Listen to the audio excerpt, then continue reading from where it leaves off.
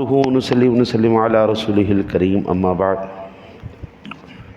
فأعوذ بالله من الشيطان الرجيم بسم الله الرحمن الرحيم للذين أحسنوا الحسنى وزيادة ولا يرهق وجوههم قتر ولا ذلة أولئك أصحاب الجنة هم فيها خالدون۔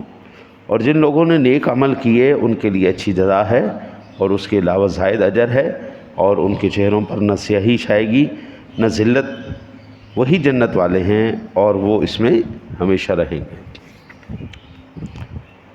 نیک اعمال سے مراد کیا ہے؟ نیک اعمال سے مراد کیا ہے؟ آج نیک اعمال کی اور علم کی ڈیفینیشنز اور تعریفیں بالکل گڑبڑا گئیں۔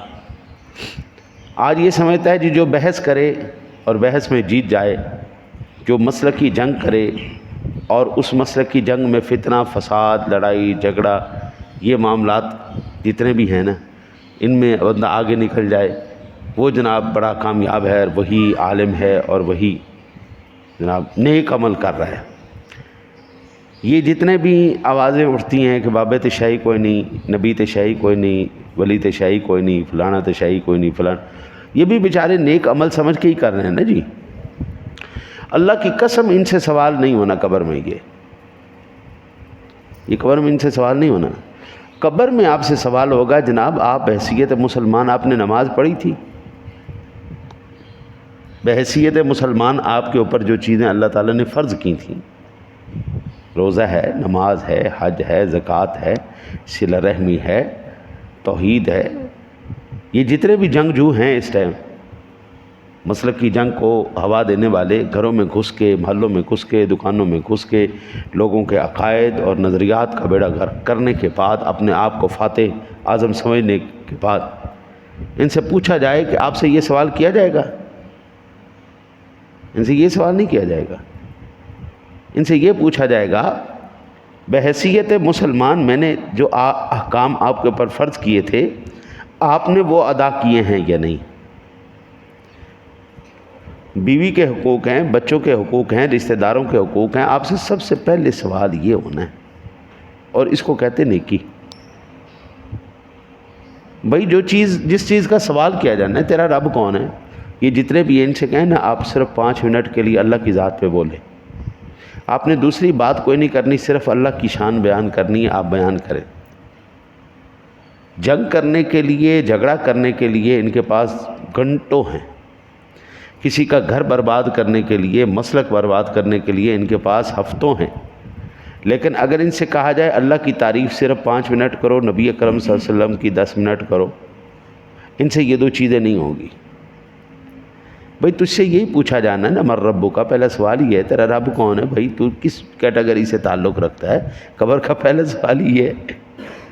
تو ہم بتائیں گے جی ہم اللہ کے ماننے والے ہیں، ہم نماز پڑھتے رہیں، ہم روزہ رکھتے رہیں، ہم حج کرتے رہیں، ہم زکوٰۃ دیتے رہیں۔ بھئی اللہ والا ہونے کے لیے ثبوت بھی تو چاہیے نا کہ آپ مسلمان ہیں۔ اچھا جی ٹھیک ہے مسلمان ہے، تو آپ نے کیا کارنامہ سر انجام دیا؟ تو ہم بتائیں گے جی ہم نے نماز پڑھی، ہم نے روزہ رکھا، ہم نے حج کیا، ہم نے زکوٰۃ دی، ہم نے قرآن پڑھا، ہم نے دین سیکھا، ہم نے اپنے ماں باپ کا احترام کیا۔ پھر پوچھا جائے گا ہاں جی آپ جناب یہ رسول اکرم صلی اللہ علیہ وسلم کی زیارت کروا کے آپ سے پوچھا جائے گا ما کنت تقول فی حق ھذا الرجل، پوچھا جائے گا یہ سرور دو عالم صلی اللہ علیہ وسلم کے بارے میں آپ جناب کا کیا خیال ہے؟ اگر تو حضور سرور دو عالم صلی اللہ علیہ وسلم سے نسبت ہوئی، محبت ہوئی حضرت، تو پھر مبارک ہو، آپ نے اللہ کا جو سوال کیا جائے گا تیرا رب کون ہے، تیرا دین کیا ہے، ذرا بتا اس ہستی کے بارے میں، دین کے بارے میں، مذہب کے بارے میں، اسلام کے بارے میں آج تک کسی کو نہیں پتہ کہ دین کس کو کہتے ہیں، مذہب کس کو کہتے ہیں، عمل کس کو کہتے ہیں۔ اب یہ میں نے آج جو آیا مبارکہ پڑھی نیک عمل کی، نیک عمل کسے کہتے ہیں یہ نہیں پتہ ہوگا۔ نماز کی شرائط کیا ہیں، فرائض کیا ہیں، واجبات کیا ہیں، مفسدات کیا ہیں، جو ہمارے لیے ہر روز ہر مسلک کی جنگ کے علاوہ۔ لیکن آپ یہ پوچھ لیں فلانے نے اعتراض کیا، فلانے نے اعتراض کیا، فلانے نے کیا کہا، وہ سارا ہمیں پتہ ہوگا۔ جو اصول ہے وہ پتہ ہی کوئی نہیں۔ مثلاً کون سی چیزیں ہم پر فرض ہیں، کون سی چیزیں ہم پر واجب ہیں، تاکہ ہم واجب اچھی طریقے سے، فرض اچھی طریقے سے ادا کریں، کون سی چیزیں سنن ہیں، سنت ہے حضور کی، کون سی مستحبات ہیں تاکہ ہم اس پر عمل کریں، اور وہ کام جو حرام ہیں اور مکروہ تحریمی ہیں وہ کون سے ہیں تاکہ ہم ان سے بچیں اور اللہ تعالیٰ کی ہم رضا حاصل کریں۔ اب ایمان سے بتائیے گا حضرت، یہ جو بنیادی سوال ہے، کیا ہمارا یہ بنیادی سوال کلیئر ہے؟ ہمیں نہیں پتہ۔ آپ دیکھیے مکروہات کیا ہیں، خلاف اولا کیا چیزیں ہیں، تاکہ ہم ان سے بچتے رہیں، اور اگر خدا نخواستہ ہم سے کوئی خطا ہو جائے، غلطی ہو جائے، گناہ ہو جائے، تو ہم نے اس کے بعد اللہ سے توبہ کیسے کرنی، کس گناہ کی توبہ کس طرح کی جائے گی، کیا یہ پتہ ہے؟ یہ صرف اتنا پتہ ہے کہ جھوٹ بول لینا ہے اور دھوکہ دے لینا ہے، فراڈ دے لینا ہے، دو نمبری کر لینی ہے، لیکن یہ گناہ جو ہم سے سرزد ہوا اس کا ازالہ کیا ہے، اس کی معافی کیسی ہے، یہ بتائے؟ یہ صرف گناہ ہی سر پہ چڑھائی جا رہے ہیں۔ بھئی توبہ کرنے سے اللہ معاف کرتا ہے نا، توبہ کیسے کرنی، توبہ کے ارکان کیا ہیں، توبہ کے اصول کیا ہیں، کس گناہ کی کس طرح توبہ کی جائے؟ ہم یہ سمجھتے ہیں کہ ہم ساری زندگی کسی کا حق کھا کے، غریبوں کا حق کھا کے نا، اینڈ میں آ کے گئے یا اللہ میری توبہ، بس میری توبہ ہو گئی۔ ایسے نہیں ہوتا، یہ نیک عمل نہیں ہے۔ ساری زندگی کیا کیا؟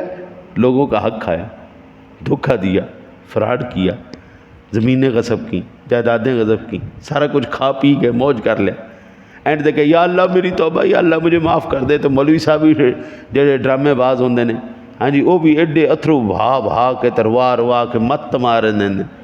او بھائی، جس کا حق کھایا پہلے اس کا واپس کرو، پھر اللہ تجھے معاف کرے گا۔ یہ جو روڈ نال مافیا نہیں ملنیاں، اور یہ کوئی ڈرامہ سمجھے تو پھر یاد رکھو قرآن نے دو ٹوک بات کی ہے، کسی کا حق کھاؤ گے مجرم ہو، دے دو گے واپس، اللہ سے معافی مانگو گے، اللہ معاف کر دے۔ ساری زندگی چوری کی، حق کھایا، فراڈ کیا، دھوکہ دیا، دو نمبری کی، اینڈ میں آپ کے کہیں جی میں 2-4 سجدے کراں گا تو میری بس بخشیش ہو جانی، اینڈ نہیں ہونی۔ حقدار کو پہلے اس کا حق دو، نہیں دو گے کوئی بات نہیں، یہ وقت بھی گزر جائے گا، لیکن کل حشر والے دن ایک ایسی عدالت لگے گی۔ مجھے قرآن کہتا ہے فَمَن يَعْمَلْ مِثْقَالَ ذَرَّةٍ خَيْرٍ يَرَهُ وَمَن يَعْمَلْ مِثْقَالَ ذَرَّةٍ شَرًّا يَرَهُ۔ جس نے ایک ذرہ برابر نیکی کی ہوگی اللہ اس کا اجر بھی اس کو دے گا، جس نے ایک ذرہ برابر گناہ، ذرہ برابر بھی گناہ کیا ہوگا، اس کی نحوست بھی اس کو اور سزا ملے گی۔ ٹھیک ہے، اس دنیا میں بڑے بڑے بدماش لوگ ہیں، بڑے زوراور لوگ ہیں، اور وہ اپنا زور دکھاتے ہیں، ہم دیکھ رہے ہیں ہر روز اس بات، لیکن اللہ کہتا ہے کوئی بات نہیں، کل قیامت والے دن مجھ سے زیادہ زوراور کون ہے، اللہ کی ذات سے زیادہ طاقتور کون ہے؟ آ جاؤ پھر لگاؤ، میدان لگاؤ۔ بھائی دیکھیں نا، کہیں پر تو ہمیں احادیث یہ بتاتی ہیں کہ 100 گناہوں کے دفتر لے کے آنے والے کی بخشش ہو جانی بغیر کسی وجہ کے، اور کہیں پر ایسا بتایا گیا ہے شہید بھی ہوگا نا اس کو بھی اٹھا کے جہنم میں پھینک دیا جائے گا۔ اب شہید سے زیادہ رتبہ امت میں کس کا ہے؟ شہادت تو بس اینڈ ہے نا جی، نیکی کے اینڈ ہے، لیکن شہید کو جہنم میں پھینک دیا جائے گا، اس گناہ گار کو جنت میں پھینک دیا جائے گا۔ کیوں؟ وہ طاقتور ہے، وہ مالک ہے، اس کا فیصلہ ہے، کسی کی جرات ہے تو کر کے دکھائے سوال۔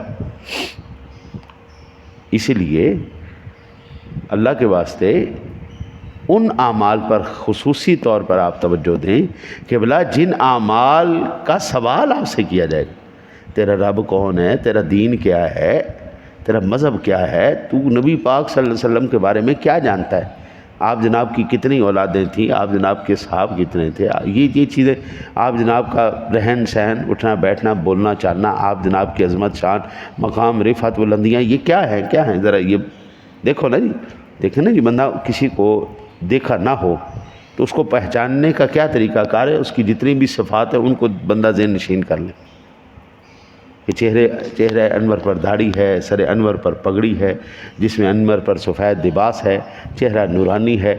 اب یہ ساری چیزیں جب ہم دیکھیں گے، سنیں گے، پڑھیں گے تو ایمان سے پڑھتے جب اچانک ان صفات والا شخص جب ہمارے سامنے آئے گا تو ہم پہچان گے نہیں، فوراً پہچان لیں۔ تو یہی قبر کی تیاری ہے جی، یہی نیک عمل ہے جی۔ اللہ سے دعا ہے اللہ تعالیٰ آپ کو مجھے عمل کی توفیق عطا فرمائے۔